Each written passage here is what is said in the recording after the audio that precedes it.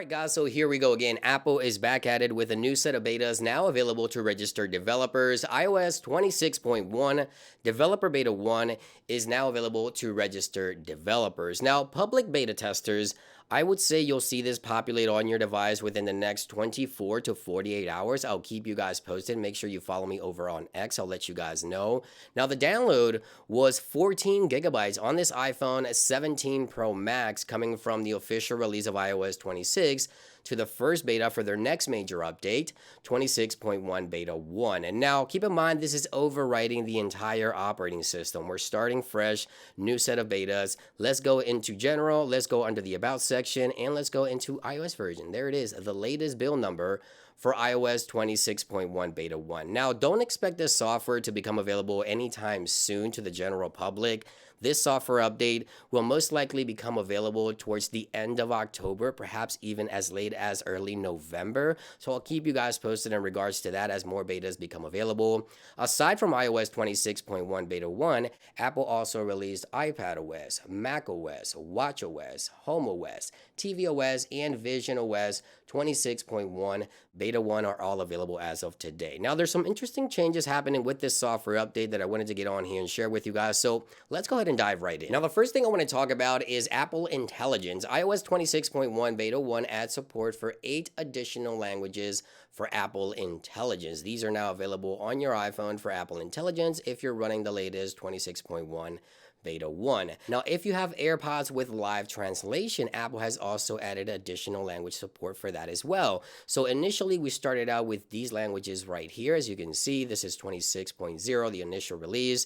Now with 26.1, Apple has added some additional languages here. As you can see, we now have support for Italian, Japanese, Korean. We also have Chinese Mandarin Simplified and Chinese Mandarin Traditional. So yeah, language support added to the live translation feature, which is available on AirPods Pro 3, AirPods Pro 2, and AirPods 4th generation. You can find this option under your AirPods settings here in the settings application, and you'll find the language support right there. It is. So again, now we have those additional languages supported by live translation, which is obviously a good thing. Now, I also want to talk about some of the latest UI changes happening within the latest iOS 26, the first beta. Now, I have two iPhones here. This one is running iOS 26, the official release.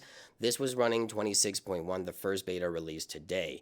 Now, I want to jump into the Photos application here and show you something that I feel like it's a bug. So if we go to share something, take a look at the new AirDrop icon. Take a look right there. The new AirDrop icon on iOS 26.1 has like a shadow going around the four corners. You see that?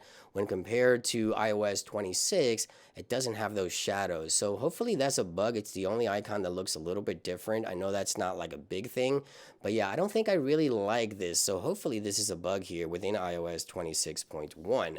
Now, there's also been some changes added to the increased contrast option. So right now I have the increased contrast option mapped to the action button on both iPhones here, just to show you quickly what it looks like. So on iOS 26, increased contrast enabled here using the action button. That is what it looks like. Now take a look at increased contrast on the latest iOS 26.1 Beta 1. So we don't have those edges or those borders around each icon, as you can see right there, and this applies to notifications and the entire UI. And also the contrast is even more, so you sort of get rid of a lot of the liquid glass, even more so with iOS 26.1 if you increase the contrast. So yeah, there is the initial release and the new beta. Again, no contrast, as you can see right here.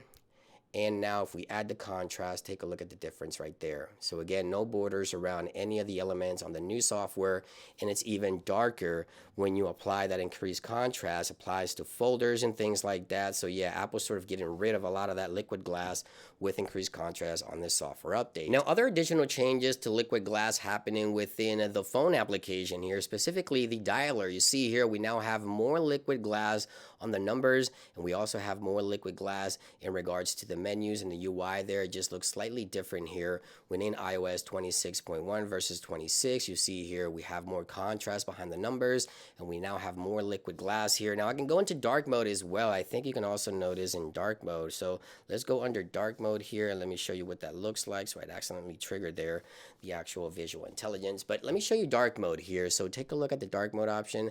Now you can't really tell that much under dark mode, or I don't think the camera would do it justice, but yeah, definitely more liquid glass added here in iOS 26.1 for the number pad here in the phone application. And these are just some of the minor changes I've noticed so far within the latest 26.1.